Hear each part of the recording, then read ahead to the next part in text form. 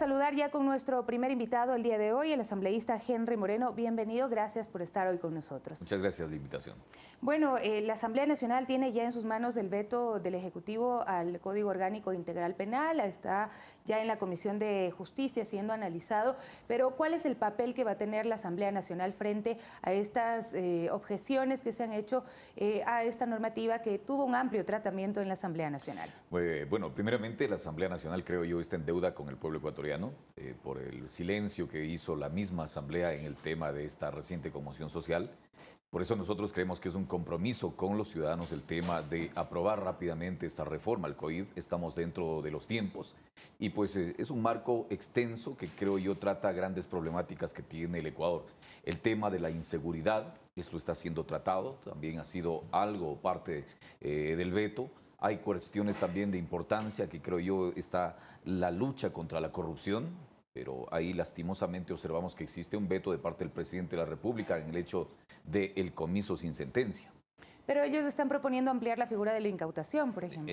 Pero al principio esto ni siquiera fue tomado en cuenta, yo digo por el bloque morenista, no se dio los votos para aprobar la misma incautación que nosotros habíamos propuesto en la comisión y que se había propuesto de parte de la Asamblea Nacional.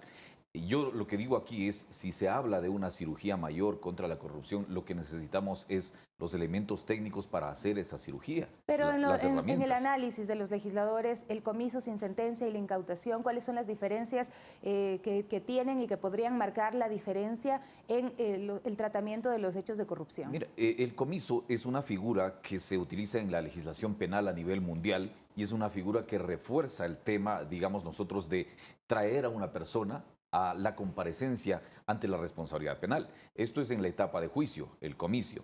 Y se habla de que los bienes de aquellos que están fugados, de aquellos que están prófugos por actos de corrupción, serán vendidos en ese momento luego de un debido proceso, claro. Y si es que se establece que estos medios dentro de este proceso, que estos bienes son parte de la corrupción. Pero ¿qué es lo que se hace aquí? También se forza para que aquel que está sindicado en el proceso penal y está huido pueda venir y comparecer, porque uno de los, digamos nosotros, de los elementos, de los requisitos, es que la persona esté prófuga. Entonces, ¿qué es lo que estamos también tratando con esta figura, con el comiso? De tratar de que la persona dé la cara ante la justicia, porque cuando ya a alguien le van a retirar los bienes, es cuando la gente de pronto se asusta. Nosotros lo que creemos es que mientras más existan herramientas legales que nos permitan a luchar contra la corrupción, sí se deben, creo yo, apoyar dentro de la legislatura. Y pues, el día de hoy el presidente lo ha vetado, pero nosotros vamos a trabajar también en el refuerzo de lo que significa el tema de la incautación. Este es uno de los temas que está planteado dentro de este veto parcial que ha hecho el presidente de la República, Lenín Moreno, al Código Orgánico Integral Penal. Pero hay otros temas también, usted lo mencionaba, se han incluido cosas, por ejemplo, que tienen relación con lo que sucedió en las protestas de los días pasados, ¿no? ¿Cómo le parece pues esta inclusión de algunos temas adicionales? Bueno, a nosotros nos parece positivo porque ningún hecho que esté al margen de la ley, ninguna alteración del orden público que caiga en el tema del vandalismo puede obviamente quedar sin una condena y sin una responsabilidad penal. En los hechos que se sucedieron, nosotros somos muy específicos en decir que hubieron varios actores.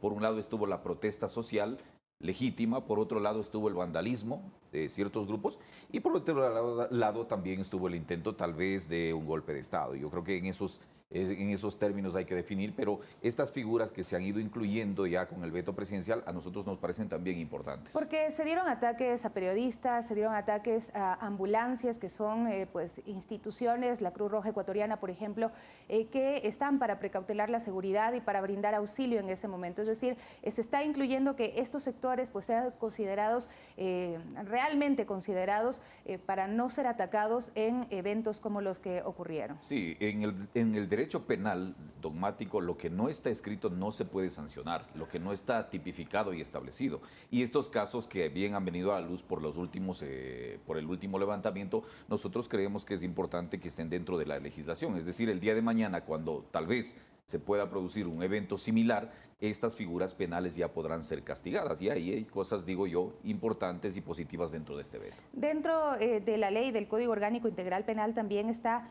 el tema de sancionar o incrementar sanciones a ciertos delitos. ¿Cómo está incluido el veto y qué es lo que ustedes van a analizar al respecto? Bueno, hay ciertos delitos que de pronto nosotros, digamos, se amplía la punibilidad en el tema de darle una pena más fuerte. Creemos que eso es importante también porque conforme se ha venido aplicando ya en la legislación penal y en la operación de justicia del día a día, hemos visto que no ha sido tal vez suficiente la carga punitiva que tienen ciertas figuras penales. Por eso también será apoyado dentro del veto.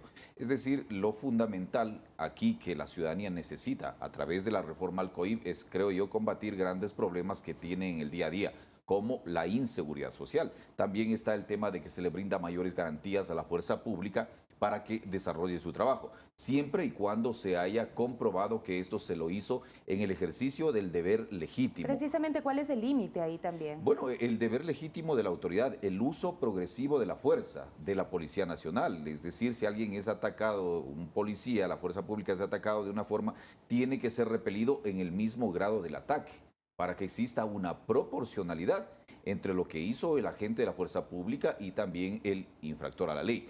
Es decir, aquí se mira el principio de proporcionalidad que bien indica la Constitución, pero lo que se hace es darle garantías a la Policía Nacional, no una patente de corso o un tema de una carta abierta, sino decir que siempre la acción del Estado será respaldada hacia la gente de la fuerza pública siempre y cuando se haya dado con un uso progresivo de la fuerza, que esto también se está estableciendo. También es un apoyo a la fuerza pública el hecho de que se puedan retirar armas blancas, que es otra parte de... Antes no se lo podía hacer. Lastimosamente se hablaba solamente de armas de fuego y en determinados actos, en determinado evento, un cacheo, alguna circunstancia que se podía hacer por práctica preventiva, no se le podía retirar como arma.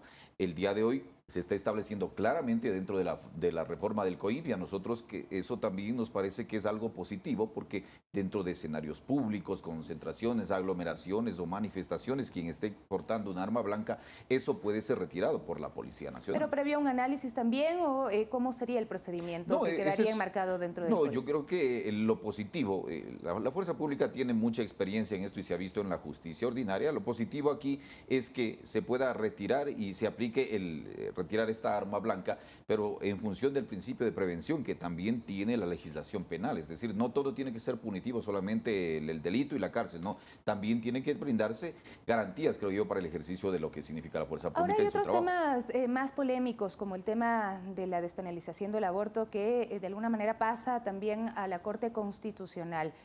¿Cómo ven ustedes esta actuación del gobierno de pasar para que sea analizado por la Corte Constitucional? Un tema que se ha debatido bastante en la Asamblea y que también en la sociedad pues ha causado distintas posiciones. Bueno, ahí hay que ser muy claro. El tema puntualmente del aborto por los casos de violación no se aprobó en el Pleno de la Asamblea Nacional. Un lapsus calamis, creo yo, de quien manejaba el texto en la Comisión de Justicia, permitió que una disposición transitoria que hacía efectivo el tema del aborto por casos de violación pasó. Y eso es lo que el día de hoy la Corte Constitucional tiene que desechar, porque es un acto ahí que está para la verificación constitucional, pero no se puede, y esto en estricto derecho, en la legislación ya cuando se ha realizado la aprobación por parte de la Asamblea y se va al veto presidencial, no se puede vetar algo que no existe. Es decir, no se podrá legislar en función de lo que muchos grupos, que puede ser muy loable su causa, quieren que se haga el día de hoy. Es decir, que se vuelva a revivir el tema de este articulado que no fue aprobado en el Pleno de la Asamblea Nacional. ¿No cree que deberá tratarse el tema de la despenalización del aborto seriamente en el país? Siempre y cuando se dé el camino legal, nuevamente. El presidente tiene la potestad, como cualquier otro legislador, tiene la potestad de presentar un nuevo proyecto a la Asamblea Nacional y que se le dé el trámite necesario.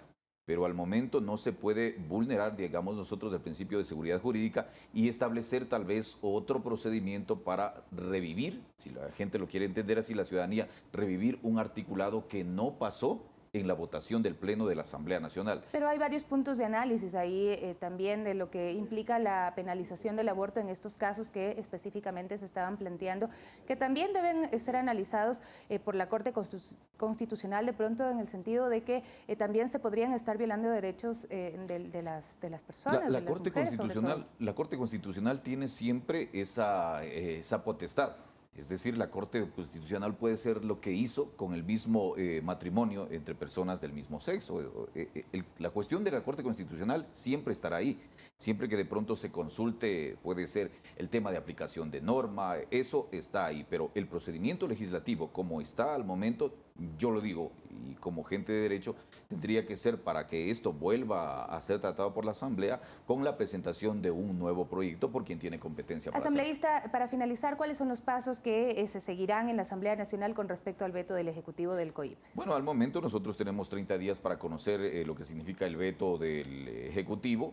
De acuerdo al procedimiento legislativo, pues nosotros para de pronto apoyar el veto presidencial necesitamos 71 votos y para ratificarnos en los textos de la Asamblea Nacional es más riguroso, en los textos que han sido vetados serían 93 votos que necesitaría la Asamblea Nacional. Pero esto en función de que se vaya elaborando el informe que está dentro de la Comisión de Justicia, en la cual todos los asambleístas podemos participar. Yo creo que veremos cuáles son las cosas positivas, lo que permite que la norma en realidad se vaya mejorando y que más beneficie a los ciudadanos. No hay que desconocer que esta norma es para aplicación de los operadores de justicia y hay que verlo también desde esa órbita, es decir, desde el conocimiento y la experiencia que se tiene en el día a día de lo que significa el tratamiento del COVID. Muchísimas gracias por acompañarnos el día de hoy. El asambleísta Henry Moreno, integrante del movimiento Creo y también de la Comisión de Biodiversidad de la Asamblea Nacional. Hacemos una pausa y volvemos enseguida con nuestro siguiente invitado.